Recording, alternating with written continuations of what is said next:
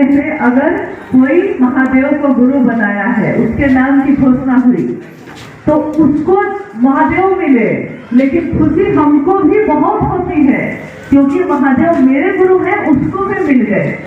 ये आनंद है, ये खुशी है जो हम अपने जीवन में भी लाते हैं और दूसरों के जीवन में भी देते हैं। तीसरे सूत्र में हम महादेव को प्रणाम करते हैं। इसको साहब ने कहा कि शिष्यता के भावांतरण के लिए अपने गुरु शिव को प्रणाम करिए। यानी अभी तक जो हमारा विचार है, जो हमारी बोली है, महादेव मेरे गुरु हैं, मैं उनका शिष्य हूँ, ये सचमुच में मेरा भाव बन जाए, स्वभाव बन जाए, शिष्य भाव बन जाए, जैसे भाई का भाव बन जाता है। जैसे राखी बांधने से भाई और बहन का भाव नहीं बनता, भाव हृदय में बनते हैं। राखी तो एक सहायक क्रिया है, राखी बांधते हैं भाव को व्यक्त करने के लिए, लेकिन भाव तो हृदय में, दिल में होता है। तो मेरा मन सचमुच में शिष्य भाव में आ जाए, इसके लिए हम अपने गुरु शिव को प्रणाम करते हैं। अब ये तीनों सूत्र हम मन ही प्रणाम भी करेगा, तो ये तीनों सूत्र हम कहाँ से करते हैं? साधन क्या है? मन। गाय और भैंस या बकरी हम अपने घर में पालते हैं, तो उन लोगों को खिलाने के लिए चारा काटते हैं, भोजन घास काटते हैं, पुआल काटते हैं। एक मशीन होती है ऐसे काटने वाली, घुमा घुमा के काटने वाली, यहाँ है, गांव सब में है।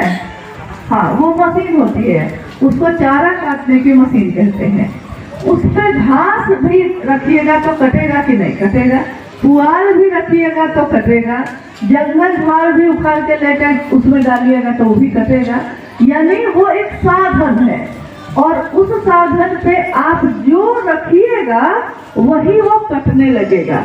कभी कभी गलती से किसी का हाथ चला जाता है तो आपने सुना होगा कि उसका हाथ कट गया, गलती से चला गया है, फिसल गया है हाथ, लेकिन उस मशीन का स्वभाव है, उस मशीन का काम है हर चीज को काटना जो भी उस पर डाली जाएगी। मन का काम है कि मन में जो चीज डाली जाती है मन उसी को दोहराता है, उसी तरह उस मशीन की तरह ही दोहराता है। तो मन में अगर हम महादेव को पुकारेंगे तो महादेव को डालेगा, घुमाएगा, मनन करेगा। मनन मतलब मन जिसकी आवृत्ति ले, मन जिसको बार बार घुमाए। तो मेरे मन में महादेव हमेशा याद में रहे, मेरे ध्यान में रहे। हम तीनों सूत्र इसी के लिए करते हैं कि मेरा मन अस्थाई हो जाए, अस्थाई शिष्य भाव हो जाए, फिर वो बदले नहीं। कभी आपने सुना है कि कोई माँ अपने बच्चा के लिए बदल गई हो? कभी बदली है? क्योंकि उसका भाव अस्थाई है। मतलब वो ऐसा नहीं है कि थोड़ी देर का है, थोड़ी देर बाद बदल जाएगा, ऐसा नहीं होगा। लेकिन आपने सुना होगा या आसपास हमारे होता है कि हम भगवान की पूजा करते हैं, हम जंगलों की पूजा करते हैं, हम पत्तों की पूजा करते हैं, और कभी कोई और हमको बता देता है कि सुनो ना, ये भगवान नहीं, काम नहीं कर रहे हैं, चलो मेरे भगवान को अपना भगवान बना दो। तो आपने सुना होगा कि कोई भगवान भी बदल लेता है, यानी अस्थाई भाव उसका नहीं था इसलिए वो बदल लिया। अस्थाई होता तो नहीं बदलता। कोई धर्म बदल लेता है, यानी मेरा ये धर्म है, हम धर्म ही बदल दिए, इस धर्म से हमको नहीं मिला तो उस धर्म में चले गए। लेकिन जिसको हम अपना मानते हैं उसको हम कभी नहीं बदलते हैं। भगवान महादेव हमारे आपके गुरु हैं, हमने शिव को अपना गुरु कहा है, मेरे गुरु शिव हैं। तो क्या हम शिव के शिष्य अपने गुरु को कभी बदलेंगे? इसलिए कि महादेव ने हमको अगर दिया है तो ठीक है, और महादेव ने अगर नहीं दिया है तो हम महादेव को छोड़ देंगे? मेरे माता पिता ने भी कभी हमको दिया है, कभी नहीं दिया है, तो क्या हम माता पिता को छोड़ देते हैं? मेरे पति ने भी कभी दिया है, कभी नहीं दिया है, हम क्या पति बदल लेते हैं? मेरा बच्चा कभी हमसे दुलार करता है और कभी हमसे झगड़ा भी करता है, लेकिन क्या हम अपने बच्चे को बदल लेते हैं? तो हम अपने गुरु को कैसे बदलेंगे, हम अपने भगवान को कैसे बदलेंगे?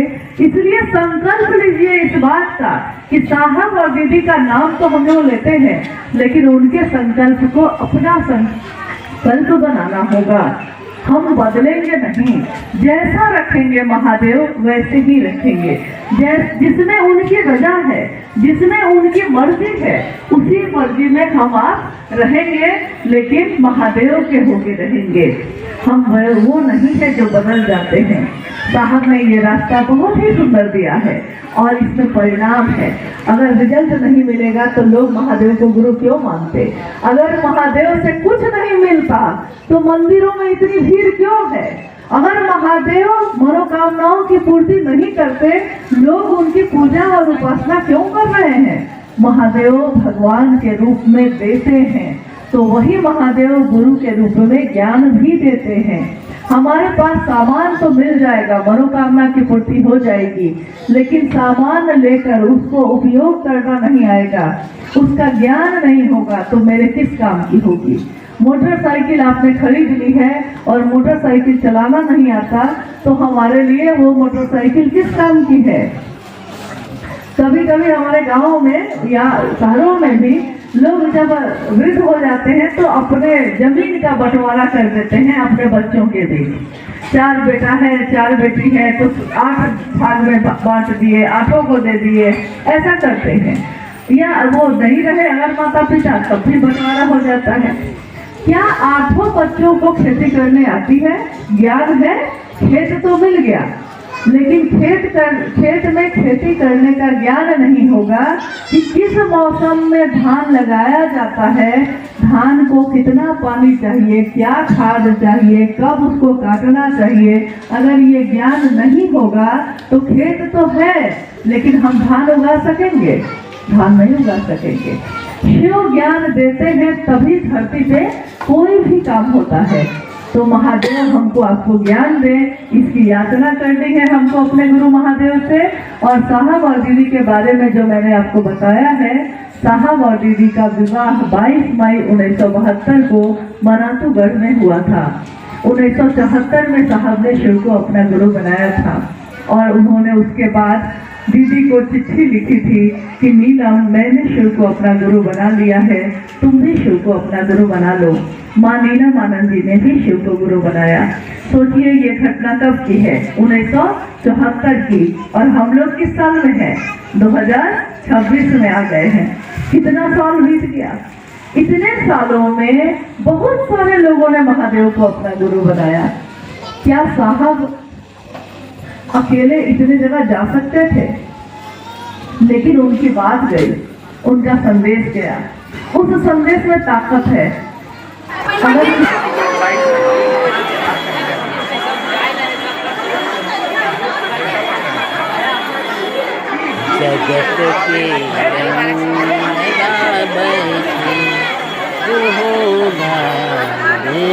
वहाँ जाना है, सनसेट पॉइंट जाइएगा, वहाँ जाइएगा, मैग्नोलिया सनसेट पॉइंट अभी।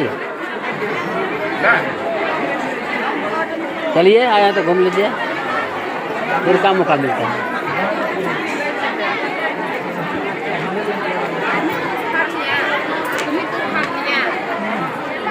व्हाट्सअप कीजिएगा ना, व्हाट्सअप कर दीजिएगा। अरे वो बलरामपुर का बड़ी मांग रहा है। अरे उसमें डालना है वो का